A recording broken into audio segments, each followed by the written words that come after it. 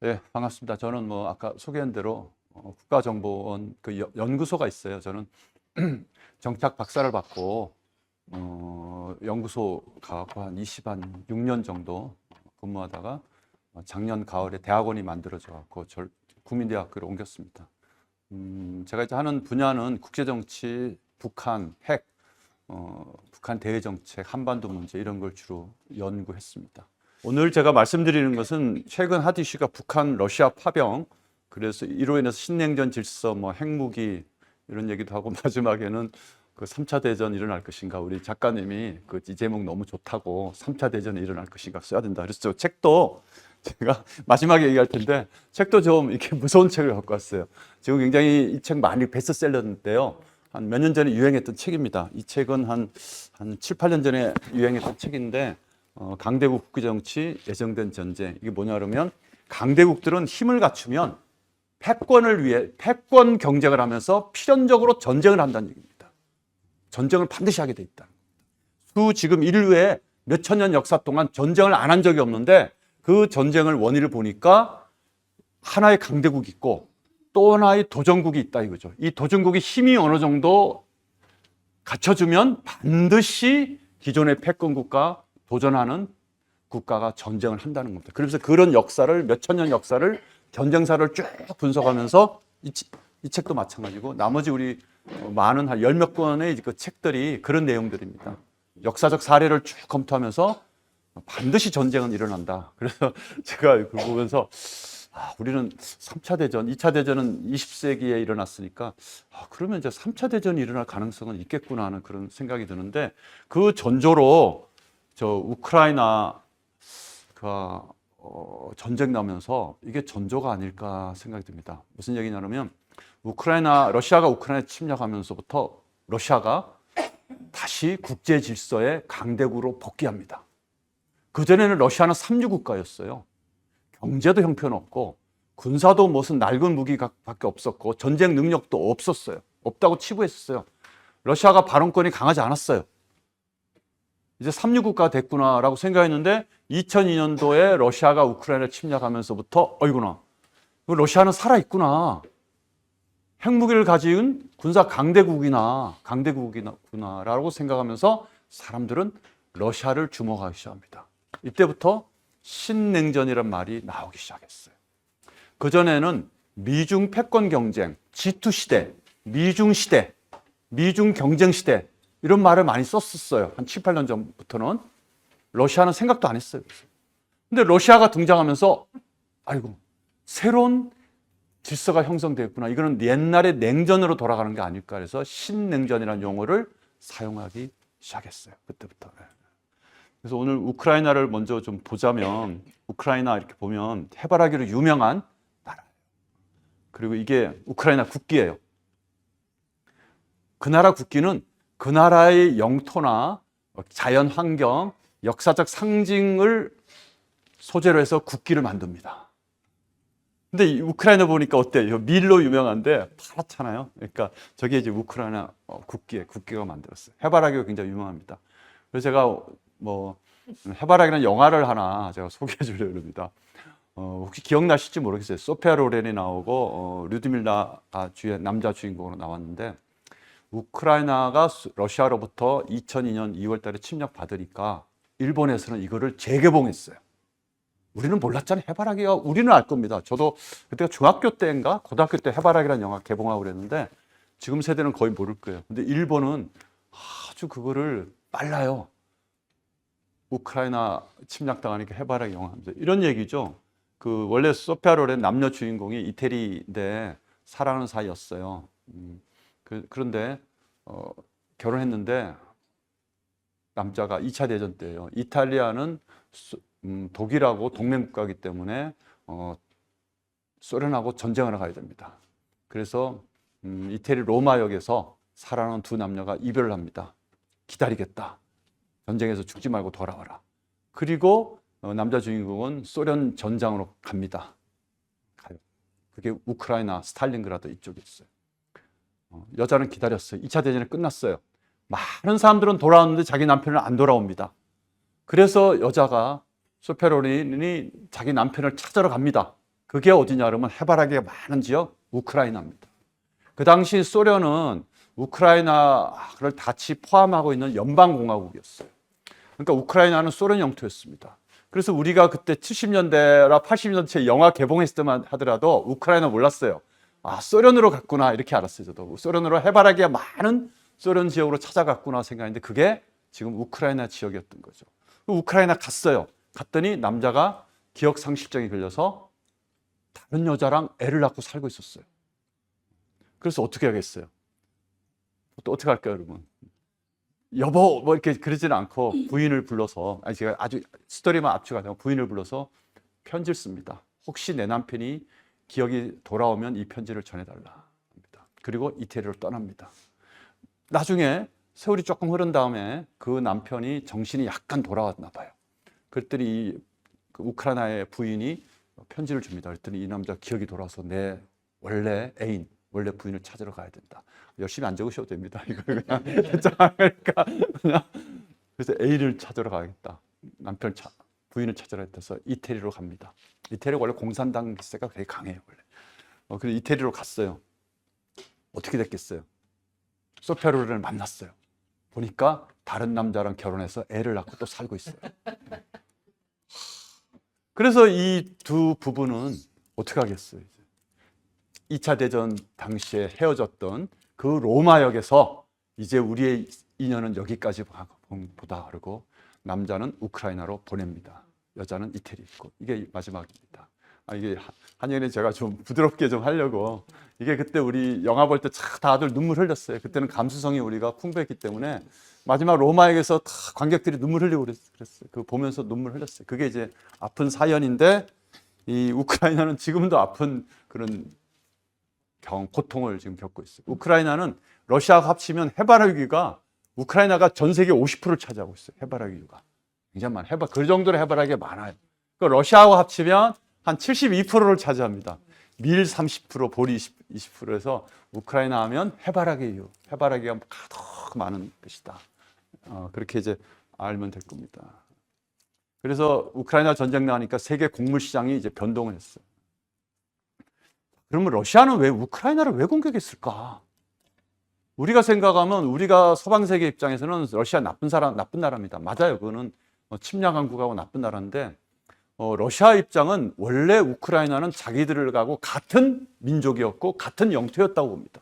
여러분 여기서 보시다시피 여기 보다시피 이게 원래는 우크라이나 키예프 공국, 모스크바 공국인데 원래 같은 나라였다는 겁니다. 같은 나라. 그러다가 저 몽골족이 쳐들어오면서 키예프 이쪽에 있던 많은 사람들이 일로 이전했어요. 지금부터 한 1000년 전에는 우크라이나가 중심지였어요. 슬라브 민족의 중심지는 우크라이나였어요. 살았어요. 근데 몽골족이 쳐들어가면서 도망갔어요. 도망가면서 붕괴하고 멸망했어요. 여기 관련된 영화도 많이 나왔어요. 그래서 사람들이 이리로 가면서 모스크바 쪽에 갔는데 모스크바 공국이 한 500년 후인가 그때쯤 모스크바 공국을 중심으로 해서 단합하기 시작합니다. 이 정도. 그러다 모스크바 점점 늘어나면서 러시아가 됩니다. 모스크바. 작은 소도시가 통합니다.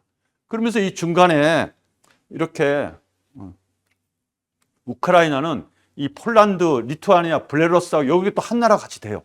러시아는 따로 있었고. 근데 러시아는 항상 그때부터 우크라이나는 우리나라다, 우리 민족이다. 이런 거 있잖아요. 옛날 우리 뭐 발해, 고구려. 우리 어떻게 생각해요? 만주 땅 우리 땅 아니냐, 고구려 우리 땅 아니냐, 뭐 이런 생각도 갖고 있었는데 이게 우리 민족주의에서 우리는 민족주의를 굉장히 좋게 생각하지만 서구나 다른 나라에서 민족주의를 혐오합니다. 민족주의 때문에 전쟁이 일어난다고 봅니다. 왜? 러시아가 지금 슬라브 민족주의를 내세우고 있습니다. 슬라브 민족주의 하에 우크라이나 이쪽 다 우리 슬라브 민족의 영토가 돼야 된다는 생각하고 있습니다. 원래 우리나라였다는 겁니다. 그래서 우리가 한민족주의, 일단 뭐 기회 되면 얘기하겠지만 민족주의 두 가지가 있어요. 우리는 왜 민족주의에 좋느냐? 그렇게 생각합니다. 그래서 우리 저항적 민족주의라서 일제에 저항하는 우리 민족주의였어요. 우리가. 나라를 뺏긴 우리가 독립하기 위해서는 민족주의가 필요했습니다. 제국주의로부터 얻기 위해서. 그래서 우리는 식민지들은 민족주의를 내세워서 독립했어요. 그런데 강대국들이나 유럽이나 이런 나라들은 민족주의를 내세워서 다른 나라를 침략합니다. 히틀러도 여기 보면 독일인데 독일 민족주의, 게르만 민족주의를 내세워서 주변에 체코, 헝가리, 오스트리아 다 점령합니다. 그리고 유대인들을 대량 학살하죠. 20세기의 큰 사건은 그래서 이스라엘을 건국하고 아랍이하고 계속 갈등하는 것은 바로 히틀러의 게르만 민족주의 때문에 이게 됐는데 어쨌든 슬라브 민족주의를 내세웠어요. 근데 우크라이나 입장은 어때요? 아무 관계 없다. 우리는 500년 동안 통치받았다. 러시아로부터. 식민지였다. 아무 관계없는 나라다. 이런 것보다 일본이 우리 30년 통치했는데 일본 천황이 백제 후손이거든요. 그래서 1000년 전에 일본하고 우리나라 같은 민족이었다. 그래서 한국은 일본에 병합돼야 된다.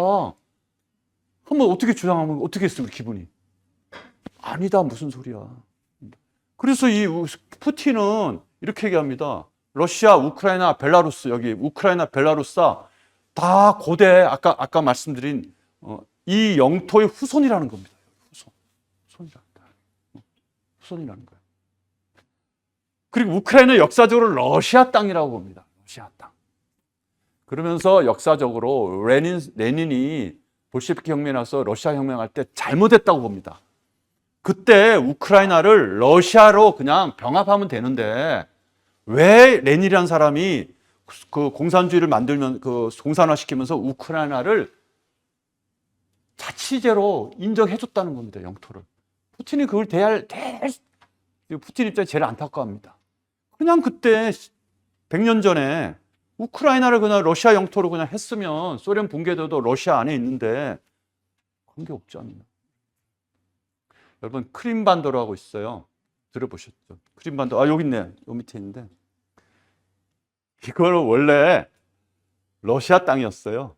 러시아 땅에. 근데 54년도에 후르쇼프라는 사람이 그래 우크라이나에 이 크림반도 떼주자 그래갖고 그때는 같은 나라니까 우리는 어떤 지방자치제 하기 전에 경상북도 있고 뭐 전라남도 뭐 있으면 그때는 전라도남도 붙였다가 뭐 전북에 붙였다 그게 관계없거든요. 근데 지방자치제가 시행되고 각 도가 자유권을 가지면서부터는 그거 안 됩니다. 이제 엄청나게 갈등하고 싸웁니다. 마찬가지로 54년도에 크림반도를 후르쇼프라는 사람이 우크라이나에 줬어요. 달래주기 했어. 화해하기 했어. 많이 죽었거든요. 이때 한 2차 대전 때 스탈린 때 2천만 명이나 한 1,500, 2천만이 굶어 죽고 많이 죽고 학살당했어요. 러시아로부터. 그래서 달래주기 위해서 크림반도를 줬어요. 54년도에. 푸틴은 왜 크림반도를 54년도 왜 줬냐 이거 1954년도. 안 줬으면 원래 우리 건데 여기 영토는 크림반도는 러시아인이 더 많이 살고 있어요. 러시아. 그래서 이런 여러 가지를 생각하면서 푸틴 입장에서는 크림반도도 뺏어와야 되는데 2014년도에 뺏었습니다. 근데 이때만 하더라도 이해는 됐어요. 왜? 크림반도 인구 구성이 러시아가 한 60% 이상 됩니다. 그리고 원래 러시아 연방의 영토였기 때문에 좀 이해는 됐어요. 근데 2002년도 2월 달에 우크라이나를 침략할 줄은 몰랐죠. 뭐 이유 중에 하나는 이런 역사적인 것도 있고 또 이따가 시게 되면 나토 북대서양 지역이라 서방 진영의 군사 동맹이 있어요. 군사 동맹인데 그것이 우크라이나가 여기 가입하려고 합니다. 그 시간 되면 하고. 자, 우크라이나를 보면 우리나라 대한민국의 한 인구는 5천만입니다. 5천만이에요, 인구가. 근데 5배 영토는 5배 됩니다. 우리 남한의 양토됩니다. 소련으로부터 분리됐을 때 군대가 한 50만 명 있었어요. 근데 이때 2002년도는 10만 명밖에 안 됐습니다. 이거 갖고 지금 와서 뭐라 할 수는 없어요. 왜? 전쟁 안 날 줄 알았거든요. 그리고 군대 50만이 너무 많아요. 그래서 그 나머지 군비에 동원되는 그 돈 갖고 경제 발전을 했어요. 또 하나 우크라이나 문제 중에 하나가 나눠져 있어요. 친서방 국가, 친러시아 국가로 나눠져 있어요. 우리하고는 또 틀립니다. 아까 말씀드린 러시아 국가들, 러시아의 슬라브 민족들 여기 많이 있어요. 러시아인들이 여기 들어와 살았어요. 그렇기 때문에 이쪽 지역은 친러시아 지역입니다. 이쪽은 친서방이고 그래서 싸워요. 계속 싸워요. 선거를 해서 왔다 갔다 합니다. 선거도 친서방 국가가 들어섰다, 친러시아 국가가 들어섰다 합니다. 크림반도를 점령했을 때가 바로 친러시아 국가가 시위에서 물러났을 때입니다. 그 즈음입니다. 러시아가 화가 났어요. 그래서 크림반 들어옵니다. 그래서 우크라이나는 우리가 생각하듯이 단순하게 러시아의 침략을 받았다 이런 정도가 아니라 좀 복잡한 역사적 또 뭐 경제적 또 안에 그 내부 갈등, 정치적 갈등도 포함되어 있어요. 그래서 지금 전쟁 나오면 이쪽 지역들 우리가 아까 이쪽 지역은 지금 러시아가 점령해 있는 상태입니다. 이 돈바스 지역 좋아해요, 이 사람들은. 대다수가 러시아 인종이거든요. 환영합니다. 자치공화국 만들었어요. 여기 지금 세계에서 작년까지만 딱 세 나라가 지지했어요. 인정했어요. 이쪽에 돈바스 지역 자치공화국 인정했거든요. 세 나라, 러시아, 시리아, 또 한 나라가 어딜까? 예, 맞아요. 북한. 세 나라가 지지했어요. 러시아 얼마나 고맙겠어요. 북한이 얼마나 고맙겠어요. 그때부터 러시아와 북한은 밀을 관계를 형성합니다. 자, 우크라이나 핵포기, 이거는 뭐 많은 얘기가 나와서 우크라이나는 자고 일어나니까 세계에서 세 번째, 유럽에서의 두 번째 핵 보유국가가 됩니다. 왜? 소련이 여기 모스크바가 여기다 많은 핵무기를 여기다 갖다 놨어요. 어느 정도 되냐 그러면 2,500개의 전술핵, 1,800개의 전략 핵탄두, 수백 개의 ICBM 미사일을 여기다가 이 우크라이나 땅에 배치합니다. 전략적 요충지거든요.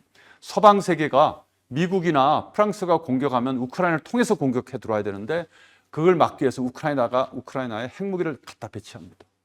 여러분, 북한이 지금 핵무기가 몇 개 있느냐 갖고 우리가 논란을 핍니다. 전략 핵탄두 20개냐 30개냐, 전술핵 몇 개 있느냐, 혹은 ICBM 한 개 있냐 두 개 있냐 이거 갖고 우리가 막 논의하거든요. 한 개, 두 개. 얘는 몇 개 있어요? 몇백 개 있어요. 전술핵 2,500개나 있어요. 근데 핵무기를 감당한 체르노빌 원자로 폭발 사고가 일어나면서 핵무기를 감당할 능력이 안 됩니다. 많이 사람도 죽고 방사능이 시달렸어요. 그저께 러시아 드론이 우크라이나의 체르노빌 원자로를 폭격했다고 합니다. 근데 뭐 별 문제는 없는 것 같아요. 또 하나, 왜 러시아가 우크라이나 핵을 포기할 수밖에 없느냐? 마지막 발사 버튼이 중요하거든요. 발사 버튼은 누가 갖고 있느냐? 모스크바가 갖고 있어요. 그 핵무기 수백 개 있어요. 핵무기 수백 개 있는데 마지막 발사 버튼은 누가 갖고 있느냐? 러시아가 갖고 있어요. 그래서 핵무기 있어도 무용지물입니다.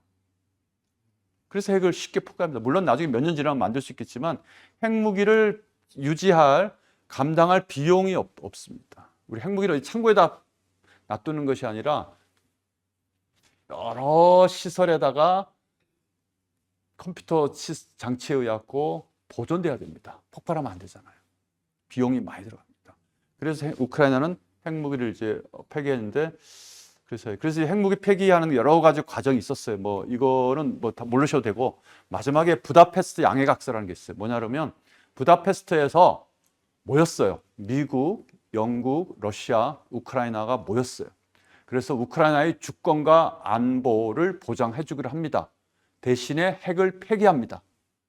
핵 폐기하는 조건으로 우리는 우크라이나를 안전과 주권을 보장해 주겠다. 그리고 경제적 지원도 해 주겠다.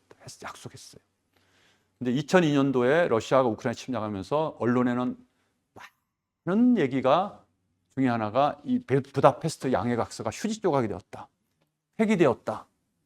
이런 얘기가 나옵니다. 그래서 여러분 혹시 언론이나 신문 방송이기 때문에 부다페스트 협정, 부다페스트가 휴지 조각이 되었다. 저게 무슨 소리지? 우크라이나 핵 폐기 하기 위해서 만들었던 그 협정, 우크라이나 주권과 안보를 지키기 위한 그 협정이 휴지 조각이 되었다는 얘기구나. 그래서 많이 했어요.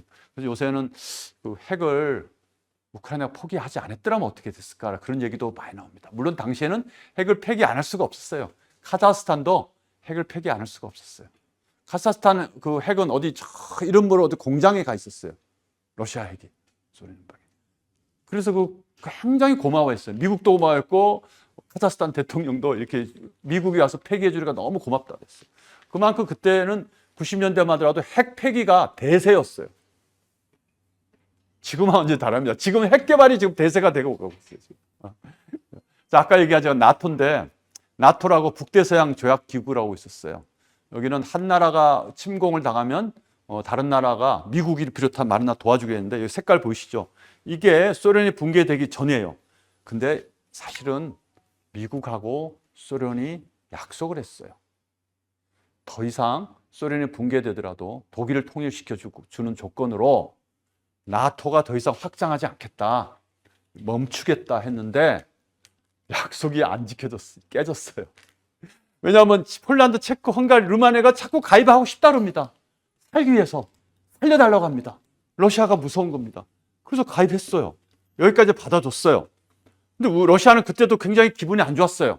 왜냐하면 자기 영토를 쳐들어오잖아요. 마지막 얘네가 러시아의 마지막 뭐라 그러지 이거는? 자기 이익선은 우크라이나, 조지아 이쪽입니다. 조지아. 바로 영토 맞닿아 있잖아요. 러시아가 경고를 했어요. 우크라이나 너희가 나토에 가입하면 안 된다 경고를 했어요. 왜냐하면 우크라이나는 바로 서방에서 독일이 2번, 그리고 누구지? 나폴레옹이 쳐들어갈 때, 독일이 쳐들어갈 때 다 일로 곡창지대입니다. 여기 쳐들어가서 식량을 확보하고 바로 일로 넘어가거든요.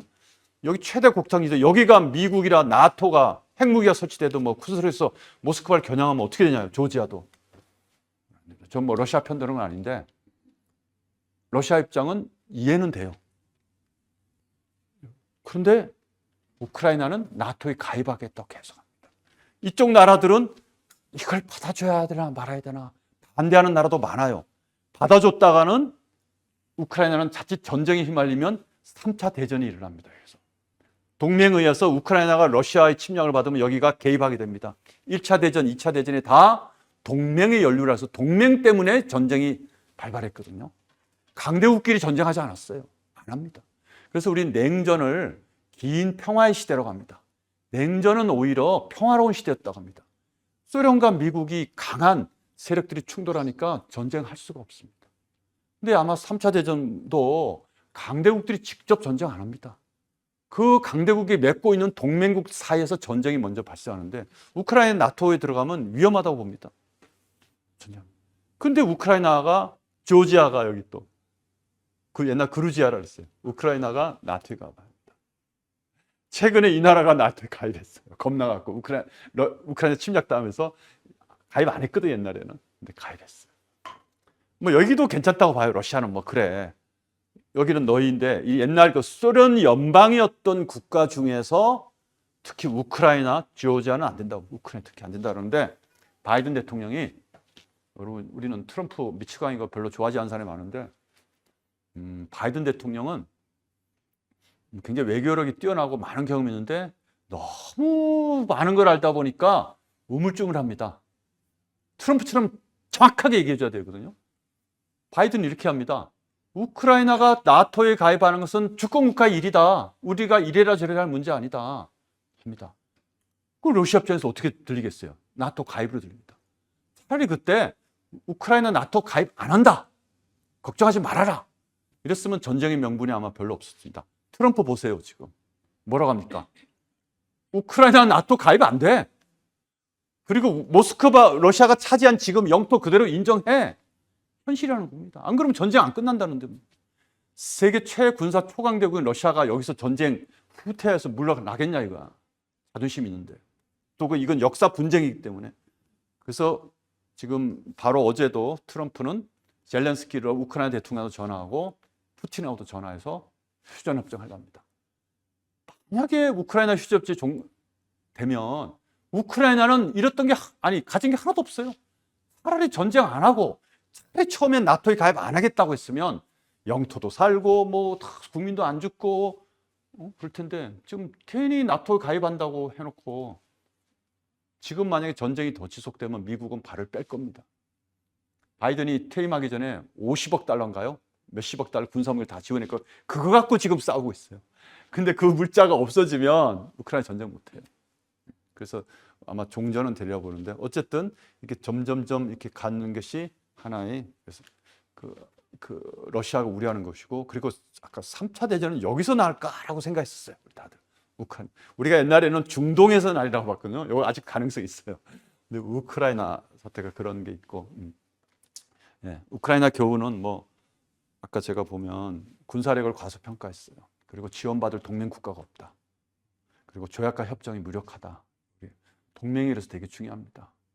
동맹이 연루라 그래서 때로는 위험하지만 우리는 동맹이 중요해요. 우리가 힘이 없으면 힘 있는 사람하고 관계를 좋게 맺어야 돼요. 우리가 돈이 없으면 돈 있는 사람하고 친해야 되고 뭐 그런 거 있잖아요. 뭐 여러 가지 친구들이 옆에 많아야 돼요. 혼자 독불장군은 국제사회에서 멸망합니다. 자, 그러면 이제 왜 북한은 러시아에 파병을 할까? 그 북한과 중국, 러시아가 사이가 안 좋았어요. 한 5, 6년 전까지는. 왜? 유엔 안보리 대북 제재에 러시아하고 중국이 적극적으로 참여했어요. 북한 굉장히 안 좋았어요. 이들 사이 안 좋았어요. 그런데 2003년부터 관계가 정상화돼요. 그 푸틴이 평양을 2번 방문했는데 다 푸틴이 힘들 때 방문합니다. 2000년에 평양을 푸틴이 방문했어요. 이때는 푸틴이 권력 기반이 취약할 때입니다. 그래서 전 세계를 다니면서 외교 관계를 수립하고 했대요. 작년에 왔을 때 푸틴은 굉장히 힘든 시절이었어요. 우크라이나 쉽게 공격해서 쉽게 점령할 줄 알았는데 안 돼요, 그게. 탄환도 모자라고 포탄도 모자랍니다. 제가 어디 대학원생제가 특강할 때 아니 세계 초강대국인 러시아가 세계적으로 못 사는 북한한테 군사력을 요청하는 게 이거 코미디 같은 일 아니냐. 말이 안 되잖아요. 북한같이 못 사는 나라가 어떻게 초강대국인 러시아한테 군사력을 지원한다? 재래식 무기가 많이 있어요. 포탄. 냉전이 해체되면서 소련의 많은 재래식 무기들이 헐값으로 무기 시장에 나왔을 때 그걸 사들인 나라가 북한입니다. 싸게 사들였어요. 아주 저가에 거의 뭐 헐값에 사들여서 그거를 개량화시킵니다. 그리고 암시장 가서 무기를 팔았어요. 그거 갖고 돈을 벌었습니다. 북한이. 그래서 무기 재래식 무기 암시장에서는 북한이 강자입니다. 왜? 적수가 없어요. 무기를 만들 만큼 다 붕괴되고 사라졌어요. 다 미국이 또 눈치를 봅니다. 북한은 눈치 안 보거든요. 그래서 지금도 비밀 거래 많이 했는데 대북 제재 2014, 15년부터는 대북 제재가 엄격하게 실시되면서 무기 거래는 조용히 몰래 합니다. 그 전까지는 무기 팔아서 돈 버는 국가가 북한입니다. 그리고 작년에 이제 딱 2번 방문했을 때 이게 제일 큰 문제였어요. 할 때 이 군사력을 지체 없이 무력 침공을 받아 한쪽이 전쟁의 상태에 있으면 지체 없이 도와준다 그랬거든요. 그래서 그때마더라도 작년마더라도 우리나라 한반도를 얘기하는 줄 알았어요. 아, 북한이 공격당하거나 북한이 안보상 위기가 있으면 러시아가 도와주겠구나라고 생각했는데 정반대였던 겁니다. 러시아를 도와주는 겁니다. 러시아가 전쟁 상태니까. 깜짝 놀랐죠. 뭐 이런 조합했어요. 그래서 지금 아까 여기가 지금 러시아가 이제 통제하고 있는 다 이게 러시아 슬라브 민족이 많이 살고 있어요. 여기 이제 파병됐어요. 김정은 옆에 있던 이 친구가 지금 우크라이나에 가 있어요. 지금. 그래서 얼마 전에 막 폭사도 하고 러시아 강구를 했어요. 1인당 $10,000씩 줬다는 얘기도 있습니다. 그래서 $10,000에 만명 파워에서 얼마인가요? $10,000에 10,000명이면 $1억. 그리고 보험이 또 많이 들었다고 합니다. 사망보험. 여기다 김정은 수준으로 들어갑니다. 그래서 여기를 지금 했고. 왜 파병했을까? 경제적 이유도 있지만 러시아와의 관계 강화입니다. 군사적 밀착입니다. 러시아는 군사 초강대국이라고 했죠. 핵기술을 많이 갖고 있습니다. 핵기술 하기 전에 먼저 우리 북한 상황을 좀 알아야 될 것 같아요. 왜 파병했을까? 경제적으로 힘들어요. 우리가 북한의 이제 장마당을 알아야 돼요. 아시는 분도 있는데 갑자기 좀 소프트한 얘기를 좀 할게요. 북한에는 장마당이라고 전국 곳곳에 있어요. 북한 주민들의 90% 이상은 여기서 먹고 살아요. 왜? 월급을 받아서는 살아갈 수가 없어요. 살아갈 수가 없으니까 모든 사람들이 장마당에 와서 물건을 사고 팝니다. 물건을 사고 팝니다. 자, 이게 북한의 한 달 근로자 임금은 4,000원입니다. 월급, 북한 돈입니다. 북한 돈 갖고 왔네. 아, 여기 있다. 이게 제가 북한 돈입니다. 북한 돈이고. 근데 놀라실 게 아니라 이제 중국 가서 샀어요. 연변에 가면 이거 팔거든요. 저는 $5 샀어요. 길가에 쫙 팔거든요. 백화점 가면 $10예요. 저는 $5에 샀는데 어떤 분은 $1도 샀대. 그러니까 길 가면서 막 부르잖아요. 그래서 끝까지 참고 끝까지 안 사고 가면 나중에 $10에서 $7, $5, $4보다 $1 불렀대요. 저는 이거 처음 유조지폐인 줄 알았더니 아니었어요. 진짜 돈인데 화폐개혁 한 다음에 이게 휴지가 됐거든요. 그래서 트럭채 북한이 팔았어요, 돈을. 아니, 폐지로 그냥 팔았어요, 돈을. 그냥 뭐 트럭에 수백 대에서 갖다 팔았어요. 폐지로 팔았는데 중국 사람들은 이게 혹시 찍어서 중국으로 안 가죠, 이거? 장사를 잘하잖아요. 그러니까 이거를 폐지를 이렇게 활용해서 10달러, 5달러 파니 이거 생각해 보세요, 그럼. 폐지를 10달러, 5달러 파니 이거 얼마나 되겠어요. 예, 대단합니다. 진짜 이거는 화폐 계약의 돈이고, 제가 이게 진짜 현재 북한에서 통용되는 돈입니다. 코로나 전에 제 아는 중국 교수가 북한에 가서 김일성 대학에서 공부하고 한 교수인데 지금 상해 교수로 있어요. 가서 거스름돈을 줬더니 1달러를 줬더니 거스름돈 이걸 줬다고 합니다. 6,000원 물건을. 그래서 물건값은 한 2,000원 되겠죠. 그래서 내가 이거 유시 보니까 박사님 가지시려고 그러더라고. 그래서 내가 이거 한 달 월급인데 내가 가져도 되겠냐 했더니 괜찮다고 가져. 그래서 제가 이거 요새 잘 써먹고 있어요. 일단 잘 써먹고 있는데, 자, 이게 근로자 임금, 이게 이제 뭐 5,000원이라 그랬죠. 한 달 월급이 4,000원이에요. 근데 쌀은 8,000원입니다, 여러분. 1kg. 돼지고기 1kg면 2만 원입니다, 여러분. 여러분 돼지고기 먹죠, 1kg. 저도 어제 삼겹살 먹었는데 돼지고기 1kg 삼겹살 우리 몇 명 먹어요? 우리 젊은 학생 한 3명 먹나? 1kg? 2명. 2명 먹고요. 2명 아니면 4명 먹습니다. 그러면 돼지고기 1kg를 사려면 몇 달치 월급을 저축해야 돼요? 5달치 월급을 저축해야 됩니다. 이게 말이 안 되잖아요. 그래서 북한 주민들은 월급 안 받아요. 받아도 그냥 휴지 조각 다름없어요. 형식으로 받는 겁니다. 그냥 안 받아요. 그래서 장마당 가서 길을 쓰고 장사를 합니다. 왜 이렇게 됐을까? 북한은 사회주의 국가인데 배급제 국가입니다. 옛날에 식량난이 있기 전에는 배급소, 국영상조에 가면 돼지고기 1kg에 100원입니다. 쌀 1kg에 50원입니다. 그러면 4,000원, 5,000원 받아서 국영상조 가면 살 수가 있었어요. 근데 90년대 중후반부터 식량난이 겹치면서 배급할 물자가 하나도 없어요. 쌀도 없고 돼지고기도 없어요. 돈 있으면 뭐예요? 배급소 가면 아무것도 없는데. 그럼 어디로 가요? 나가서 장마당 가서 물건을 사야 되는 겁니다. 그래서 북한 주민들은 이제 장마당 가서 막 물건을 사면서 살아갈 수밖에 없는, 그래서 북한에서는 이런 얘기가 있어요. 우리나라에는 당이 2개가 있는데 노동당은 우리를 괴롭히는 당이고 장마당은 우리를 살리는 당이다. 이렇게까지 얘기합니다. 당이 2개가 있어요. 그만큼 북한 주민은 장마당에서 살아가고 있는 체제, 자본주의가 됐어요. 완전히 북한은. 자본주의 시스템이 됐어요. 아파트 짓잖아요. 아파트 지려고 그러면 이 공터에 있어요. 그 건축업자가 맡아요. 그거를 당으로부터 불화받으면 그거를 우리로 말하는 분양권, 입주권을 나눠줍니다. 살 사람에서 계약금 받습니다. 그리고 나눠줘요. 그 입주권을 받은 사람은 안 들어가요. 어떻게 하겠어요, 그거를? 5배, 10배 높이 불러서 팝니다. 우리 옛날에, 지금 똑같죠. 그렇게 합니다, 북한. 입주권이라 해서. 근데 한간에는 그 자본이 중국 자본이 많이 들어왔다고 합니다. 북한의 지금 항만 시설은 중국이 50년, 70년 조차한 경우도 많이 있습니다. 중국 자본이 많이 들어왔어요. 그래서 북한 통일 연구하는 사람들은 빨리 우리가 통일이나 남북 교류가 활발하게 해서 다른 나라 자본들이 많이 들어가 있는데, 특히 중국 자본이 많이 들어가는데 우리나라 자본이 많이 들어가야 된다 생각합니다. 자, 우리 달러가 1달러에 그 은행 가면 120원입니다. 근데 장마당 가면 8,000원입니다. 엄청나게 차이 있잖아요. 그럼 북한 근로자 임금은 얼마예요? 아까 4,000원이니까 1달러 치니까 0.5달러밖에 안 됩니다. 그래서 과거 개성공단에서 우리가 북한 근로자가 50달러 받았을 때는 엄청난 돈입니다. 그래서 북한에서는요, 이제 북한 돈 잘 안 써요. 거스름돈밖에 달러나 중국 돈만 사용합니다.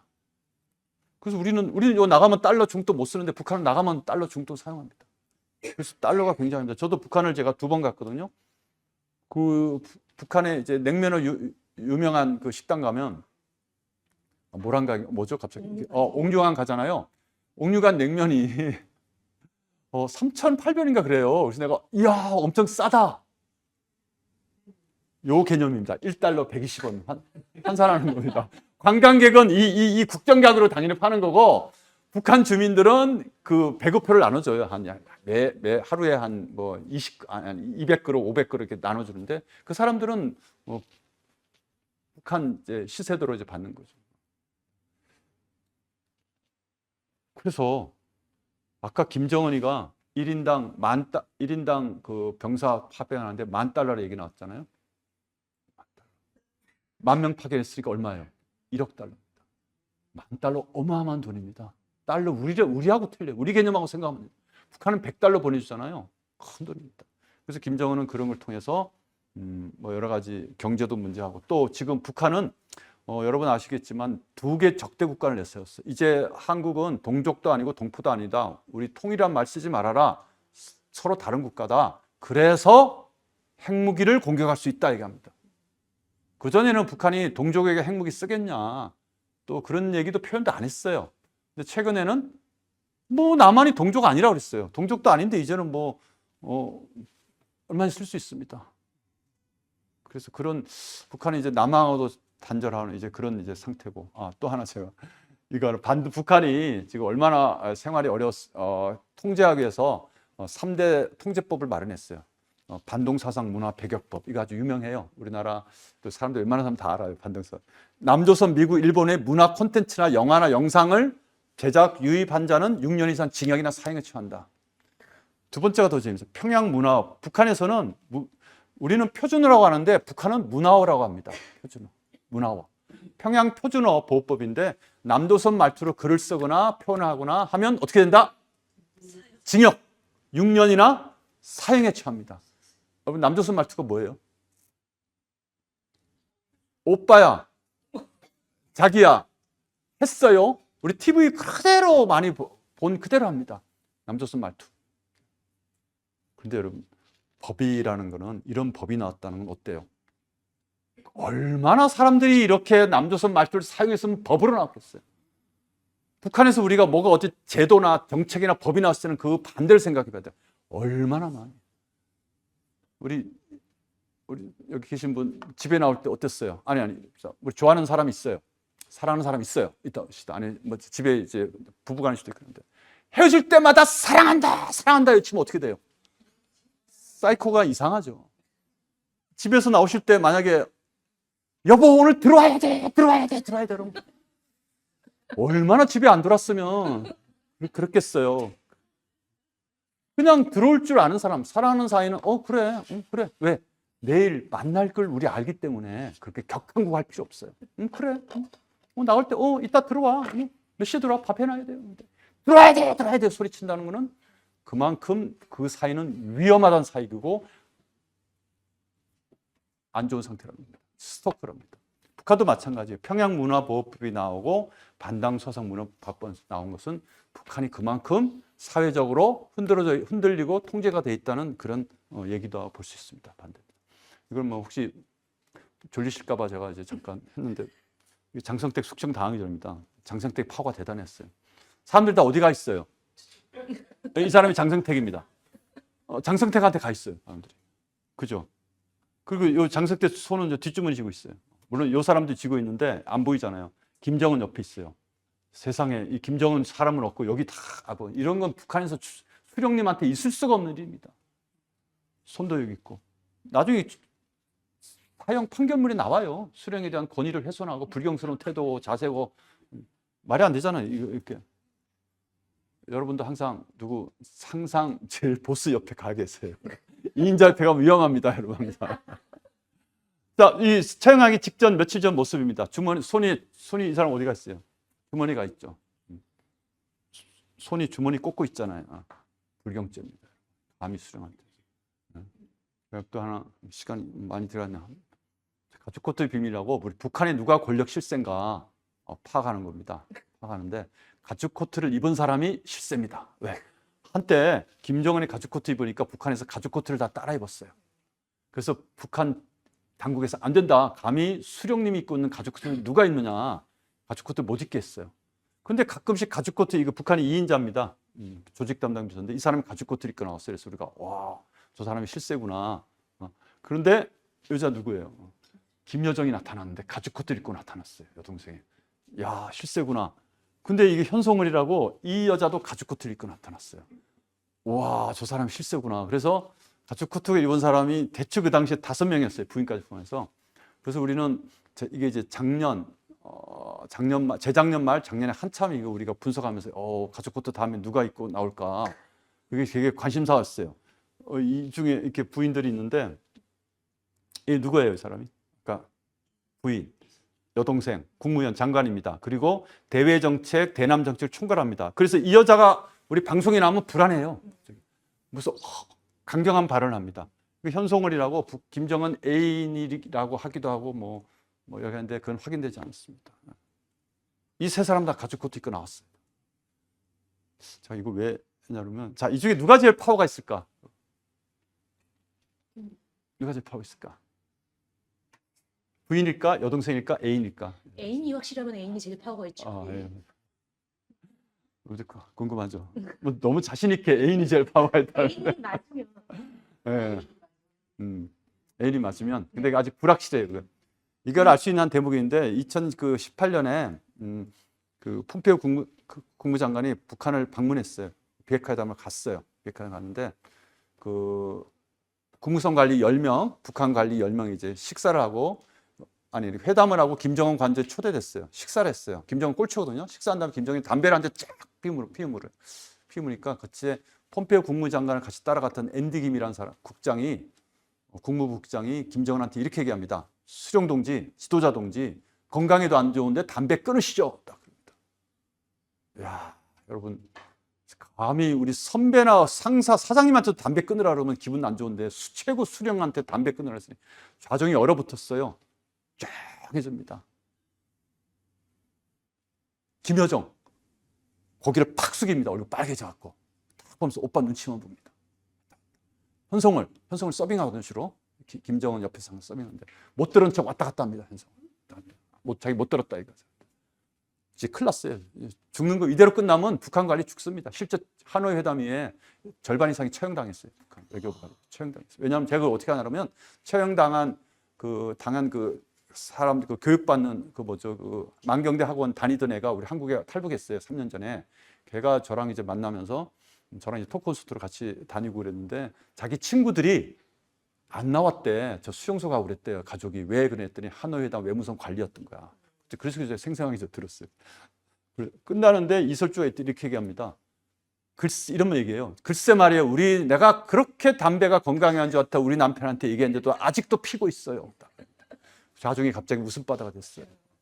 그래서 야, 역시 폼페이오 국무장관의 생각에 역시 부인이 제일 세구나.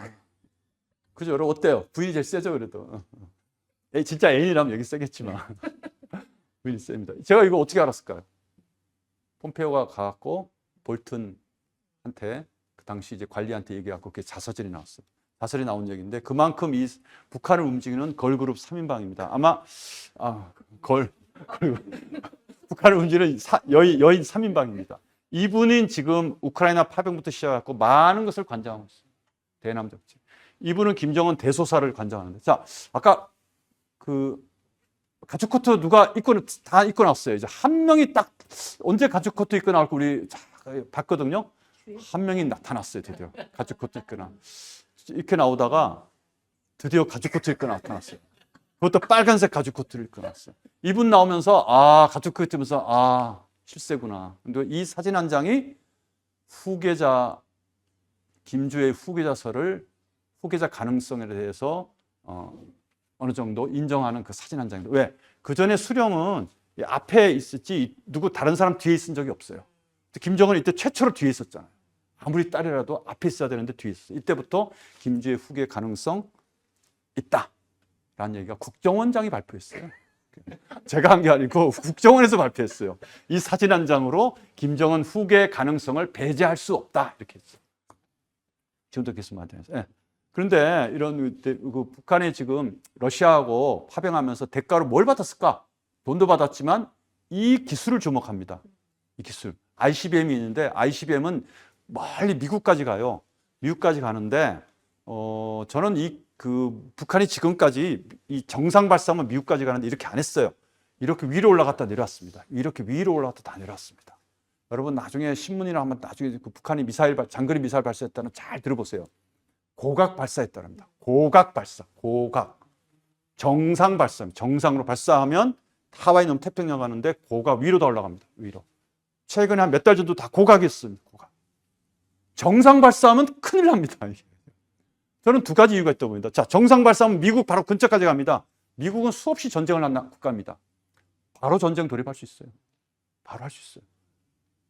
소련이 전쟁 많이 했다고 다른 나라 전쟁은 세계에서 전쟁 제일 많이 한 나라는 미국입니다. 쉽게 합니다. 이라크도 가고 어디도 가고 지금 파나마도 곧 전쟁할 테세 쳐들어갈 테니까 파나마에서 중국 쫓아내고 지금 뭐 미국 다 인정해 주겠다 그러고 무서워요. 미국 굉장히 무서운 나라입니다. 쉽게 합니다, 전쟁. 여기까지 가면 미국 가만히 있습니다. 이게 정치적 이유 때문에 못하고 두 번째는 기술적 이유입니다. 뭐냐면 고각 발사 왜 하냐면 이게 ICBM은 대기권이 있으면 멀리 가면 대기권 나갔다가 들어와야 돼요. 들어올 때 미사일이 폭발해 버립니다. 대기권 들어올 때 폭발해 버립니다. 폭발하지 않게 하는 기술이 재진입 기술입니다.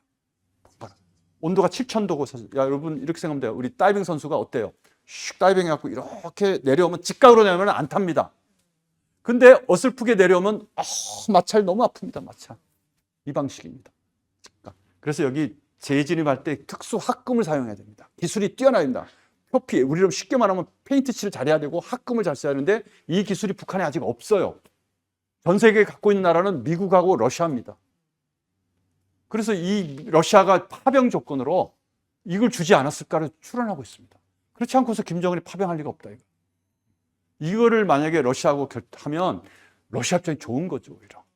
미국을 겨냥해서 하는데 지금 모르겠어요. 트럼프하고 푸틴하고 사이가 좋으니까 어쨌든 이게 지금 제일 관건입니다. 지금 미국 CIA 보고서는 2, 3년 안에 북한이 이 기술을 갖고 있다고 봅니다. 이 기술을 갖고 있으면 우리 안보에도 큰 위협이 됩니다. 다시 말해서 이 북한이 정상 발사를 할 수 있거든요. 하와이 넘어서 가면 미국이 보복 조치라든가 무슨 조치를 할 수가 있어요. 어떻게 되겠어요? 한반도가 갑자기 전쟁이 위협에 갈 수 있다. 네, 빨리 좀 넘어갈게요. 그다음에 이것만 제가 설명할게요. 이것만 하기 좋고 한때 2017년에 중국하고 북한이 사이가 굉장히 안 좋았어요. 왜? 북한이 핵실험하고 나니까 중국과 러시아가 북한을 대북 제재에 적극 참여합니다. 그러니까 북한이 화가 나갖고 이렇게 합니다. 주변 대국들이 개구리 올챙이적 생각 못해.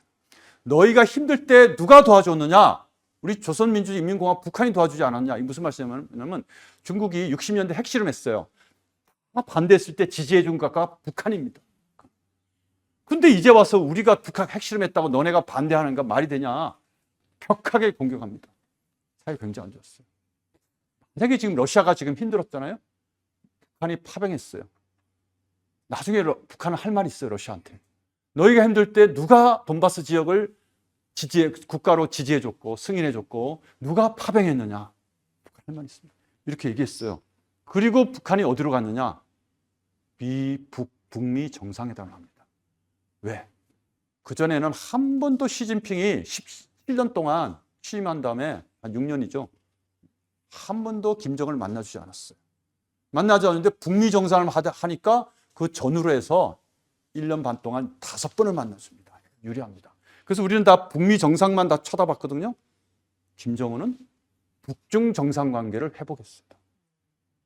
근데 지금 또 사이 안 좋아요. 왜냐하면 러시아가 가까워지니까 중국은 우리 한국에게 손을 내밀고 있습니다. 지금. 뭐 이거는 그냥 넘어갈게요. 지금 그래서 핵무기는 사실상 한 5개 국가가 있고 이스라엘, 인도, 파키스탄이 사실상의 핵 보유 국가라고 하는데 여기 9번째가 바로 북한입니다. 북한. 5개 보면 여기 좀 넘어갔겠죠. 그래서 핵무기가 되게 많아요. 핵이 실험은 역시 미국이 제일 많이 했어요. 핵탄도 최신형 미국이 제일 많이 갖고 있어요. 그래서 인도, 파키스탄이 6차례에서 핵 보유국가가 됐는데 북한도 이제 핵 보유국가가 됐어요. 이제 큰 정세 들어가 볼게요. 이제 신냉전 질서와 아까 우리 3차 대전 일어날 것인가 관계에서 근데 이런 겁니다. 우리가 70년대 미국과 중국이 수교했습니다. 왜 수교했을까? 미국은 중국이 필요했습니다. 미국은 중국이 정치 외교적으로 소련을 견제하기 위해서 중국이 필요했습니다. 경제적으로는 세계 8억 인구를 가진 내수 시장, 경제 물건 팔아먹을 그런 시장이 필요했습니다. 그래서 중국을 자유무역 질서로 끌어들이고 싶었습니다. 끌어들이고 정치 외교적으로는 소련을 견제하기 위해서입니다. 성공했어요. 30년간 성공했어요. 이거 보면 중국은 2014년도에 구매력 순위는 1위입니다. 미국을 추월했습니다. 구매력 순위라는 게 이제 현금 많이 갖고 있는데, 우리도 보면 부동산이나 돈을 많이 갖고 자산을 갖고 있는데 돈 거의 없는 사람들 많아요. 아파트 30억짜리 살면서 돈은 한 푼도 없어서 저도 보면 친구가 있는데 30억, 40억짜리인가 살고 있는데 돈은 없어요. 벌이가 없으니까. 팔 수도 없대요. 팔면 세금이 또 한 10몇 억 나와서 팔 수도 없고, 부인은 또 이사 가는 것도 싫어한대요. 또 돈은 진짜 저 만나도 저보다 더 못 써요. 돈. 아니 어떻게 돈도 많이 못 쓰냐. 현금이 없는 겁니다. 이게 구매력. 그래서 지금은 아닌데 옛날에 명동이라는 데 가면 중국 관광에도 현금 막 씁니다. 그런데 미국 사람들, 유럽 사람 돈 안 써요. 아실 겁니다. 구매력 수준이 넘어갔어요, 이미. 30년간은 중국이 미국 말을 잘 따라왔어요. 30년. 미국 원하는 대로 소련도 잘 견제하고 미국이 원하는 대로 정치 질서도 잘 순응합니다. 경제도 잘 해줘요. 그런데 30년이 지난 40년째가 되면서 2010년대가 되면서 중국은 딴 생각을 가지기 시작합니다. 우리의 힘을 이제 발휘해야 된다. 그래서 심지어 중국은 시진핑 주석은 중국을 괴롭히는 외세는 머리가 터질 것이다. 중국은 세계 평화를 이게 되게 무서운 얘기예요. 국제 질서의 수호자가 될 것이다. 그럼 미국은 뭐예요? 미국을 대체해서 하겠다는 얘기입니다. 이제. 미중 경제. 이때 2020년에 들어오면서부터 먼저 17년, 18년이지만 미국은 중국을 견제하기 시작합니다. 이거는 제가 10몇 년 전에 제가 이제 전국 강연을 제가 좀 많이 다닐 때였어요. 중국에. 그때 정부에서 자료를 만들어줬어요. 중국이 미국을 언제 추월할까? 딱 조사해봤어요. 이게 2010년도니까. 자, 2011년도 글로벌 이런 기구들이 언제 추월하냐 보세요. 21년, 19년, 29년, 27년, 26년 미국이 경제를 추월한다고 봤어요. 중국이. 어때요? 다 틀렸어요. 전문가들 믿으면 안 됩니다. 이렇게. 전문가 예상은 항상 틀립니다. 전문가 예상을 뒤엎고 전문가는 일반적인 얘기를 할 뿐입니다. 근데 세상의 일이라는 것은 우연과 특수 상황이 결부됩니다. 일반적으로는 추월하는데 하려고 봤는데 추월 안 돼요. 안 됐어요. 그 이유는 여러 가지가 있는데 1차원은 군사력, 2차원은 경제력, 3차원은 문화, 이념, 사상인데, 자, 1차원 군사력만 보면 세계 군사력 그 사용 있잖아요. 37.7%입니다. 제가 이거 작년에 만들었는데 뭔지는 모르겠어요. 뭔데 아마 이거였을 거예요. 군사력 사용이 아니라 군사 강대국 그 순일 겁니다. 미국, 러시아, 중국, 인도. 여기 대한민국 6등이나 됩니다. 세계는 지금 우리를 되게 강대국으로 보고 있어요. 미국, 러시아, 중국, 인도. 오고 싶은 나라입니다. 옛날에 우리 스위스, 덴마크 가고 싶어 했잖아요. 다른 나라 우리 그렇게 봐요. 정말 대한민국 가고 싶은 나라. 정말 K-팝 있고 BTS 있고 나라도 좋고 반도체, 자동차 있고 치안이 안정돼 있고 밤거리 마음대로 다녀도 되고 의료보험, 병원 시설 잘 돼 있고 그렇게 봐요. 최고 강대국입니다. 자, 군사력마더라도 세계 1위가 미국인데 2위부터 10위까지 다 합쳐도 미국 못 따라갑니다. 아직까지는 그래요. 아직까지 못 따라갑니다. 그리고 두 번째가 경제력인데 경제력은 제조업 갖고 되는 거 아닙니다. 더 중요한 건 신용, 화폐 권력, 금융 권력입니다. 증권, 채권, 보험, 은행, 금융회사. 우리가 제조업은 잘 안 되면 1년, 2년 있다가 망할 수 있지만 나라가 2, 3년을 휘청할 수 있지만 신용 권력, 금융, 화폐, 증권, 채권 이런 거 한번 휘청이면 한 달 안에 초토화됩니다. 쫙 초토화됩니다. 기업이 갑자기 망해버립니다. 영국과 미국이 여전히 강합니다. 보험회사가 드는 재보험회사 중국이 아직 없어요. 영국이 강합니다. 유럽이 많이 있고 이게 여전히 금융자본은 영국이, 미국이 가나요. 영국은 요새 금값이 많이 올라갔잖아요. 영국은 17, 18, 19세기에 전 세계에 쉽게 말하면 제국주의 정책에서 도적질을 많이 해왔어요. 금은 보화들 다 갖고 왔어요.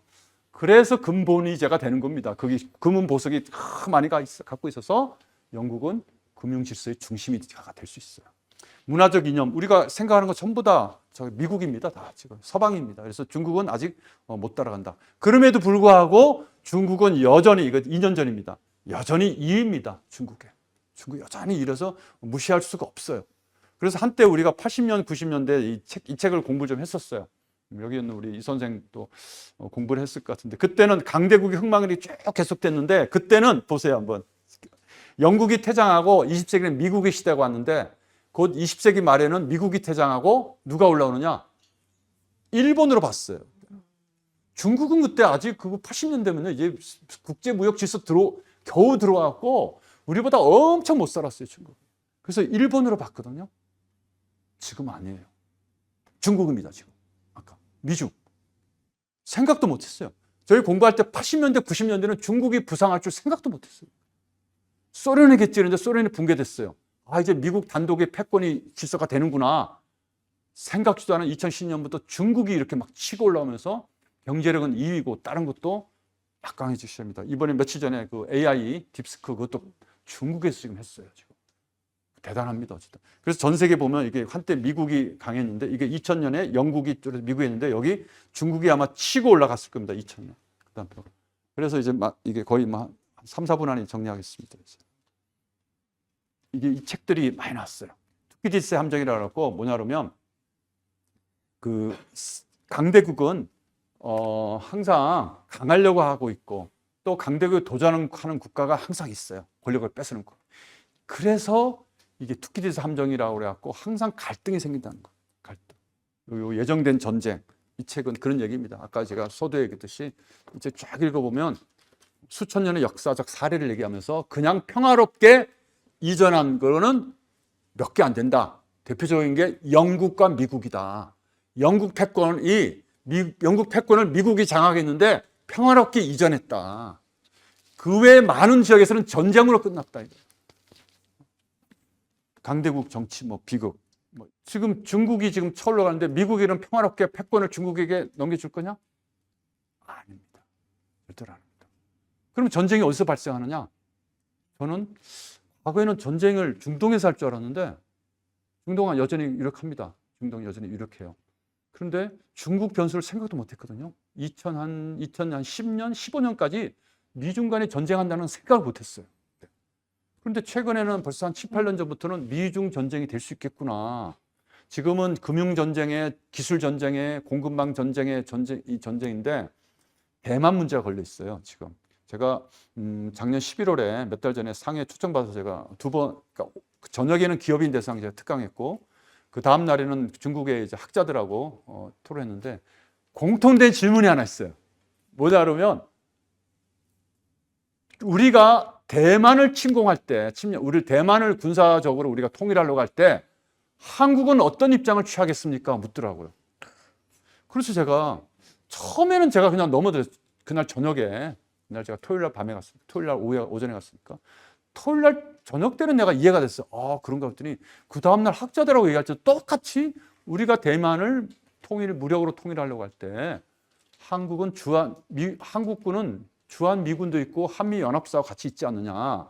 그럼 미군의 지휘를 받을 텐데 미군이 일로 대만으로 오자랐을 때 한국은 어떤 입장을 취할 거냐 물어보더라고요. 그래서 내가 중국 사람인데 중국 사람 가서 대접 잘 받고 호텔에서 좋은 데서 식사하고 대접 잘 받고 사례비도 받는데 제가 우리도 대만에 개입해야죠 할 수 없잖아요. 그래서 우린 주권가기 때문에 남의 국가 전쟁에 개입하지 않습니다. 우크라이나 보세요. 우리는 안 합니다. 했더니 갑자기 얼굴이 확 펴졌더라고요. 역시 박사님 최고라는 식으로 하세요. 그건 몰라요. 어떻게 될지 몰라요. 물론 우리는 남의 나라 전쟁에 개입해서는 안 됩니다. 그거는 해서는 안 되고 안 되는데 그 상황이 만약에 예를 들어서 이거 가정입니다. 중국이 석유를 이제 다 지배해서 석유를 장악해서 그 말레이시아로 오고 이런 항로를 석유를 장악을 해서 우리한테 배급을 하지 않는다든가 미국과 관계를 끊지 않으면 안 된다든가 여러 가지가 문제가 있을 때는 우리는 어느 쪽에 서야 될 수 있는 상황이 발생하죠. 전쟁이란 그렇게 일어납니다. 항상. 그러면 이제 결국은 미중 간의 이런 전부 다 미중 패권, 투키디스 함정 이런 것들이 다 하는데 최근에 세력세력 중국이 패권 미국이 강력해서 이게 아마 10년 이상은 갈 것 같아요. 10년 안에 이대로 가면 미중 간은 계속 갈등이 생기고 역사란 전쟁으로 기울될 거예요. 최근에 어느 사람도 지금 현재 형국은 전 세계 보세요. 전부 다 불만이 많아요. 경제적으로도 지금 다 어렵고 잘 되는 데가 없어요. 우크라이나 있죠. 유럽도 지금 안 좋고 트럼프가 지금 저기 고립주의로 갔거든요. 이제 개입 안 하겠다 합니다. 세계 경찰 안 하겠다 합니다. 이 세계 질서가 왜 유지되느냐? 요 한마디만 하고 이제 끝내겠습니다. 패권 안정 이론에 내놓고 말하면 세계는 세계를 질서를 유지하는 패권 국가가 한 명이 있어서 이 국가가 자기가 여러 가지를 제공해 준다 이거죠. 공공재나 경제적 도움을 주기 때문에 유지된다는 겁니다. 여러분 어떤 단체도 지도자는 사람들에게 주는 게 있어야지 유지됩니다. 그게 없으면 유지될 수 없습니다. 지금까지 2차 대전 이후에 세계의 이 질서가 평화 유지됐던 것은 미국이 다른 나라들에게 줄 게 있었기 때문에 유지됐다고 합니다. 개입해서 경제적으로도 불강하게 만들어주고. 지금 미국은 안 하겠다 합니다. 다 관세를 때리고 20% 30% 때리고 군대도 보내서 안보도 지켜주지 않겠다고 합니다. 너희가 돈을 내라 합니다. 안 합니다. 그런 경우에 전쟁이 일어났다고 합니다. 1차 대전과 2차 대전 사이에 이런 패권을 유지하는 국가가 없었기 때문에 전쟁이 났다고 합니다. 그전에 영국이 그걸 했었어요. 영국이 이제 세계 패권을 유지하면서 전쟁을 막았는데 1차 대전 때 영국이 힘이 없어갖고 패권을 유지 못했어요. 그래서 전쟁이 났어요. 그러면 1차 대전 이후에는 미국이 감당해야 되는데 미국은 의지가 없어요. 능력이 있는데. 그래서 결국 히틀러가 나오고 일본이 군국주의 나오고 충분히 전쟁을 막을 수 있는데 미국은 능력은 있었는데 의지가 없었고 영국은 의지는 있었는데 능력이 없어서 결국 2차 대전이 발생했어요. 그리고 3차 대전은 결국은 저는 3차 대전이 일어날까? 미국이 강하게 있는데 미국이 강하게 패권을 유지하고 있고 공공재라 그러죠. 혜택을 자유민주 진영과 국제무역 질서에 들어온 국가들에게 주는 한 왜 전쟁이 일어날까 했는데 지금 미국은 고립주의로 갑니다. 주지 않습니다. 세계 경찰을 싫어합니다. 안 하겠다 했습니다. 이럴 때 1차 대전, 2차 대전 다 발생했거든요. 그래서 지금 3차 대전의 가능성을 묻는다면 미국한테 달렸는데 미국은 전쟁을 막을 의지, 힘이 없어요. 일단 의지가 없어요. 왜 관세를 때립니까? 지금 내국세가 안 걷어갖고 몇십 조가 적자입니다. 그걸 관세로 지금 부과하겠다. 그래서 그 미국의 어떤 트럼프 시기에 오면서 그걸 우리가 정책을 잘 봐야 된다. 그런 얘기입니다. 시간을 좀 초과했네요. 50분 됐네요. 네. 자, 질문할 거 되게 많으시죠? 뭐 예정된 시간은 좀 넘어갔지만 그래도 궁금한 거 물어보세요.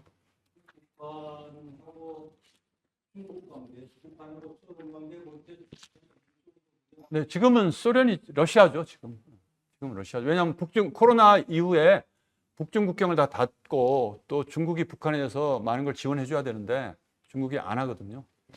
그래서 지금은 러시아로 갔죠. 그래서 중국에서는 시진핑하고 김정은이 걷던 그 거리가 있어요. 기념패도 이제 다 지워버렸어요. 일본과의 관계가 어떻습니까? 북한은 뭐 일본하고는 관계는 옛날부터 뭐 그 큰 발전도 없고 뭐 그런 상태고. 그래서 중국은 제가 아까 상해 갔을 때 얘기했는데 중국 학자들은 그렇게 얘기해요. 그러니까 우리 이런 기회에 한국과 중국이 협력해야 됩니다. 그러더라고요. 이게 다 미묘하거든요. 중국을 견제하기 위해서 러시아가 필요해 뭐 할 수도 있고 러시아를 이제 뭐 협력하는데 그 북러가 이렇게 친해지면 중국을 통해서 또 러시아를 또 견제하고 이게 그 세력 균형 정책이 세력 균형을 잘해야 됩니다. 너무 어려운 얘기만 제가 어렵진 않지만 다 아는 얘기. 트럼프 대통령 개인의 문제가 아니라 그럼 만약에 트럼프 대통령은 이제 임기 4년 뒤에 그 다시 세계 경찰 하겠다, 관세 다 바꾸고 이제 미국과 중국과 잘 지내겠다 뭐 이렇게 되면 그러면 뭔가 3차 대전이 다시 이제 가능성이 좀 줄어든다 이렇게 보시는 거예요? 그럴 수도 있는데 지금 세계는 중동 문제가 제일 커요. 지금 중동 문제가 해결이 안 돼요. 지금 그래서 전 제일 크다고 봅니다. 그 다음에 아까 말씀드린 미중 관계가 중국은 계속적으로 경제를 국내 정치 상황을 보건대 경제를 계속 발전시켜야 됩니다. 해외 나가서 자원을 확보해야 됩니다. 미국하고 부딪히게 돼 있습니다. 그래서 일본이 왜 2차 태평양 전쟁을 일으켰느냐? 우리가 생각하면 그 일본이 미국한테 전쟁을 선포한 건 말이 안 되잖아요. 그게 자원 때문이거든요, 결국은. 자원. 고무라든가 철강, 석유가 필요한데 말레이시아나 동남아 가서 일단 중국 만주 가서 장악을 하고 이 중국 그 본토까지 가려면 자원이 필요한데 자원을 필요하려면 인도네시아, 말레이시아 이쪽 가서 자원을 확보해야 되는데 그 방해를 하는 국가가 미국이라는 겁니다. 그래서 이 자원 전쟁의 경우는 자원을 확보해야만 국가가 살 수 있기 때문에 과거 일본도 그랬고 그래서 지금 중국도 자원과 경제 전쟁을 해야만 국가가 살아갈 수 있어서 미국과의 충돌은 필연적이다 이렇게 봅니다. 지금 트럼프가 북한 핵 인정해주자라는 분위기잖아요. 아직은 아니죠. 그런 얘기 나오는데 네. 아직은 아니죠. 아, 그래요? 그러면 임기 내에 북핵 인정해서 뭐 이렇게 될 가능성이 아직은 아닐 거야 아마. 근데 트럼프는 즉흥적이고 어떻게 하면 자기 언론에 잘 나올까, 노벨 평화상 받을까 이런 데 관심이 있기 때문에 지금 갑자기 김정은하고 회담할 수도 있죠. 하노이 회담 때도 그랬어. 전문가들 얘기할 때는 미국과 중국은 그 핵을 가지고 있기 때문에 직접적인 그런 전쟁을 일으키기가 어렵죠. 그렇죠. 그런 얘기. 그래도 일어날 수 있어요. 중국의 아직 핵 능력은 약합니다. 중국 아직 장거리 미사일이 없기 때문에 전쟁을 해도 중국은 미국하고 전면전하기는 곤란하죠. 아직 여러 가지가 딸려. 하고 있죠 지금. 그렇게 우리나라는 핵이 없죠. 해수도 안 되고. 예. 이북은 이미 했고, 예. 우리는 대신에 그 미국의 핵우산이라 갖고 미국의 핵 능력에 우리는 의존하고 있는 형태죠. 네. 그래서 우리나라 지금 한국에서도 핵무장 얘기 나옵니다. 핵으로 핵을 개발한다는 얘기 나오는데 국제사회가 인정을 하지 않습니다. 북한도 지금 불법적으로 만들었다고 때문에 대북 경제 제재를 받고 있어요. 국제사회에서 활동을 할 수가 없어요. 근데 북한은 그게 가능한 게 북한은 고립국가고 다른 나라랑 그 수교해서 뭐 무역을 잘 하지 않는 국가거든요. 고립된 국가. 북한 주민들을 북한 여권 갖고 갈 수 있는 나라가 없어요. 근데 대한민국은 세계 1인가 2인가 그래요. 네. 대한민국 여권은 전 세계 다 어디 갈 수 있어요. 근데 만약에 우리가 핵을 개발하면 대남 경제 제재를 받으면 우리는 벌써 해외부터 못 갑니다. 여행도 못 가고 경시. 그래서 우리가 핵을 개발하든가 미국과 그래서 그 두 가지 방식이 있는데 쓸 수도 되나요? 네. 써볼 칠판. 상대 핵을 갖고 있는 나라가 두 가지 방식이 있어요. 자기가 핵을 가진 국가에 대해서는 두 가지 방법이 있는데 첫째는 뭐 간단한 거예요. 내가 스스로 핵을 개발하는 거. 두 번째는 다른 나라 핵을 갖고 와서 하는 거. 이거잖아요. 돈 없으면 내가 돈을 벌든가 다른 나라 사람 돈을 갖고 오면 돼요. 그래서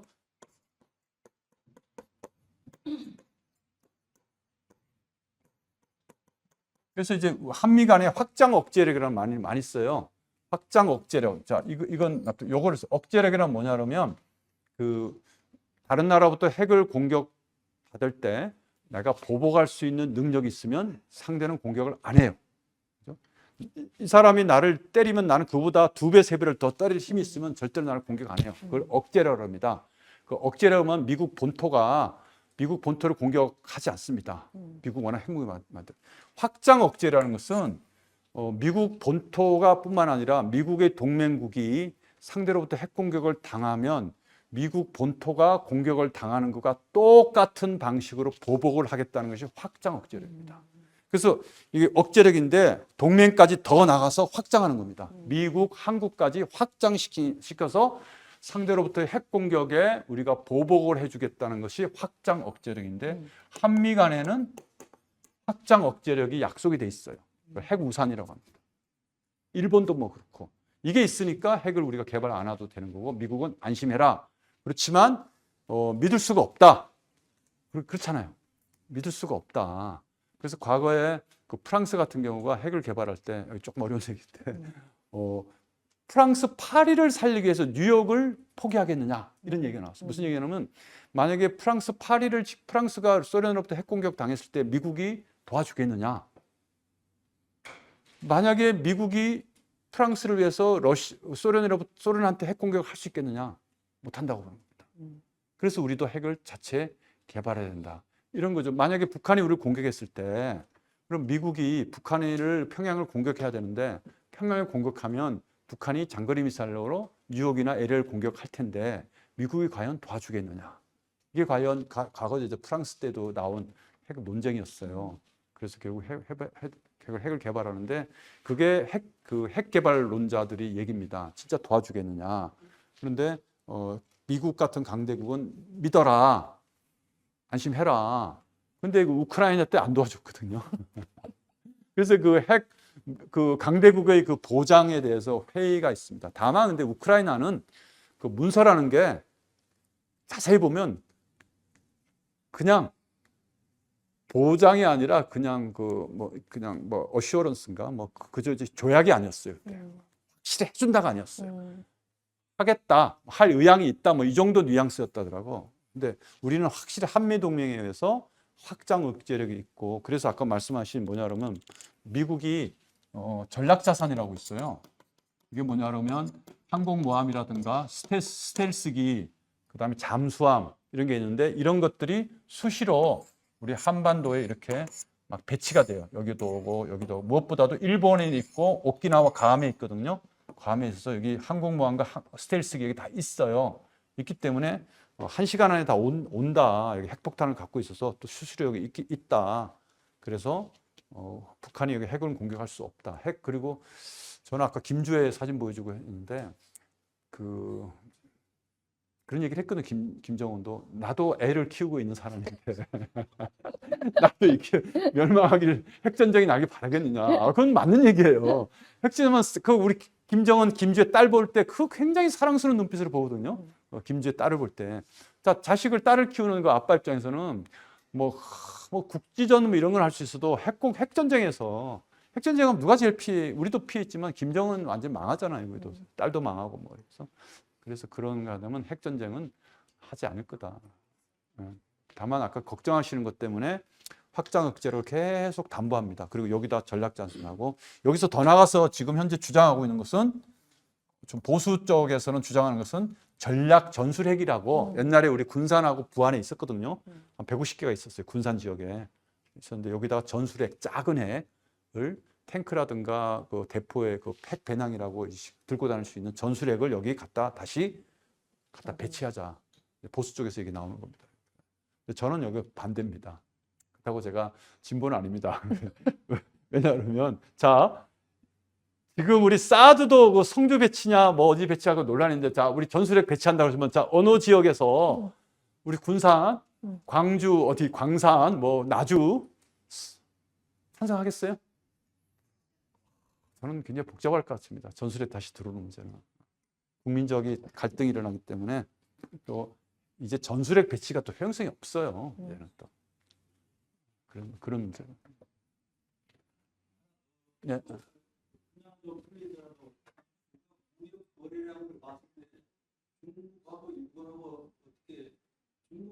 중국이 훨씬 많습니다.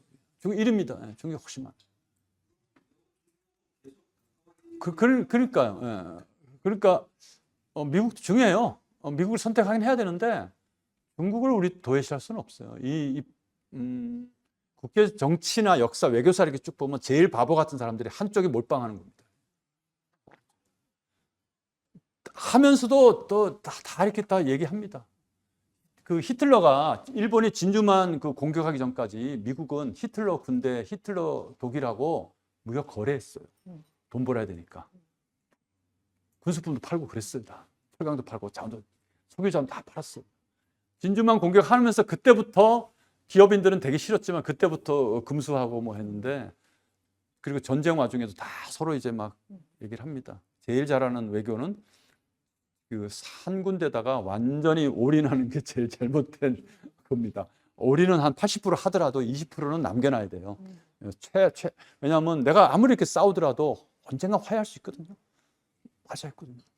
근데 우리는 내전이 더 무서운 거. 우리는 남북한에는 그걸 여지를 남겨놓지 못했어요. 잔혹하게 학살해버렸죠. 내전이 더 무섭죠. 그래서 전쟁할 때도 항상 학살하지 않고 어느 선을 이제 놔둬야 되는데, 요새 전쟁은 전면전, 학살전이기 때문에 그게 좀 위험하긴 하죠. 그렇지만 우리는 어쨌든 중국이 바로 옆에 있고 중국이 또 떠오르는 언젠가는 미중 패권에서 중국이 또 한 20년 후에 승리할 수도 있습니다. 물론 그렇다고 해서 중국에 붙으면 안 됩니다. 지금은 미국입니다. 무조건. 미국 가야 돼요. 당분간은. 미국 가면서도 그러나 중국 전문가든 중국 기업 관련한 일하는 사람, 문화, 예술, 예산도 그 책정해 놓고 할 필요는 있다는 거죠. 좀 갖고 있죠. 그래도 왜냐하면 바로 국경을 맞닿고 있기 때문에. 그래도 기본 생불법은 중국을 통해서 가고 있고 북한이 저렇게 붕괴하지 않는 것이 중국 때문입니다. 국경을 막고 있기 때문에. 중국이 국경을 트면 다 가버립니다. 옛날 동독이 붕괴된 이유가 옆에 있던 오스트리아, 헝가리, 체코가 국경을 터줬거든요. 그러니까 동독 난민들이 특히 동서도 국경을 넘어가지 못하고 외부로 가는 겁니다. 그래서 이제 독일이 통일될 수 있었고 동독이 무너질 수 있었는데 북한은 왜 이렇게 체제가 오래 가느냐. 옆에서 국경을 개방할 나라가 없어요. 삼면은 바다고 딱 중국밖에 하나 없고 러시아는 조그맣고 갈 데가 없으니까 중국이란 거대한 사회주의가 있기 때문에 북한이 안 망하는 겁니다. 그래서 북한이 우리가 이제 역사에 가정하지만 49년도에 장개석 군이 이겼으면 오택동 공산군이랑 장개석 국민당군이 이겼으면 북한은 오래 못 가죠. 10년 안에 붕괴했을 거다. 6.25 전쟁 때 이미 붕괴했죠. 뭐. 그래서 중국 때문에 유지하고 있는데 중국하고 북한이 좀 사이 나쁘다 그래도 같은 혈맹 국가입니다. 왜냐하면 서로가 서로를 필요하죠. 미국하고 이제 미중 간에 싸우면 중국은 북한이 다시 필요합니다. 그러면 막대한 지원을 할 수 있어요. 북한이. 북한은 그걸 다 이용하는 거죠. 미중, 러시아와 중국 양쪽으로. 우리는 무조건 미국 쪽으로 가긴 가야 되는데 그게 우리의 제일 외교적으로 제일 곤란한. 북한하고 중국 쪽에 문제가 생기면 그 문제죠. 대신 일본하고 우리가 통화를 받는가 그런 문제가. 좀 그런 가능성도 있죠. 그런 가능성이 있는데 어쨌든 중국하고 중국하고는 대일로 치고받고 하기는. 그러니까 그렇게 되면 3차 대전이죠. 강대국은 3차 대전을 피하려고 항상 노력했거든요. 우리 6.25 전쟁 때도 제가 최근에 6.25 전쟁사를 제가 어디 특강 때문에 열심히 좀 공부했고, 근데 6.25 전쟁 때도 어떻게 하면 3차 대전 피하려고 했거든요. 자, 북진하려고 하니까 다 막았어요. 전 세계 막았어요. 하면 안 된다. 그리고 이승만 대통령이 돌파했어요. 그때도 유엔군은 한국이 점령해서는 안 된다 그랬어요. 한국 행정권이 여기 미치면 안 된다 그랬어요. 유엔군이 해야 된다고.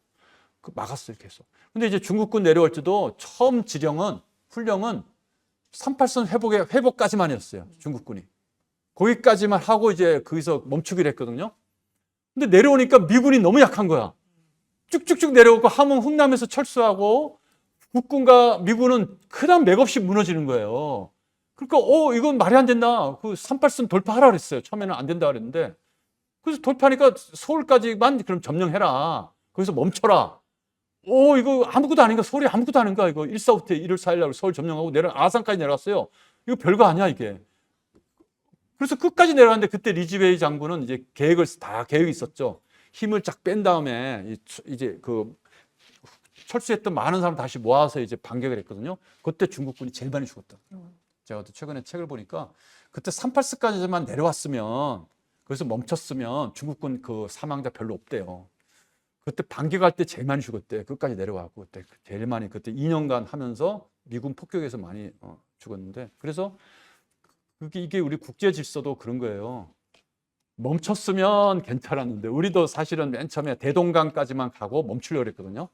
평천강 대복선을 딱 자르고 여기서 멈추겠다고 제안했는데 메가드하고 다 반대했죠. 미국에서 반대하고 아니다 끝까지 가자. 그때 이미 중국군이 내려왔죠. 그래서 우리가 6.25 전쟁도 마찬가지예요. 그 강대국끼리 전쟁 안 하려고 굉장히 노력했어요. 그 이후에 지난 7, 80년간의 세계사도 보면 강대국들이 직접 전쟁 안 하려고 했어요. 피하려고. 소련이 오죽했으면 자기들 감췄거든요. 그 6.25 전쟁 때 비행기 보내주고 뭐 할 때도 감췄어요. 다 자기네 아니라고. 소련 개입 안 했다고. 미국하고 전면전 붙기 싫다고 계속 그랬거든요. 지금도 마찬가지입니다. 지금 이 우크라이나, 북한 보내면서도 우리는 베트남 할 때 당당하게 파병했거든요. 그 부산이나 포항에서 막 깃발 흔들고 했는데 북한은 조용하게 러시아 소수민족 병으로 꾸몄잖아요. 이름도 바꾸고 복장도 그 러시아 병으로 복잡하고 조용히 이래서 왜 그렇겠어요? 자기들도 이제 아는 거죠. 들키면 안 된다는 거 아는 거죠. 네. 뭐 궁금하신 게 많겠지만 다음에 또 이런 자리를 어떻게든 마련하는 걸로 하고 네, 자, 저는 이제 끝나는 거죠. 네, 네, 저기 너무 재밌는 얘기 들었죠. 네, 다 같이 박수 한 번만 주실 수 있어요?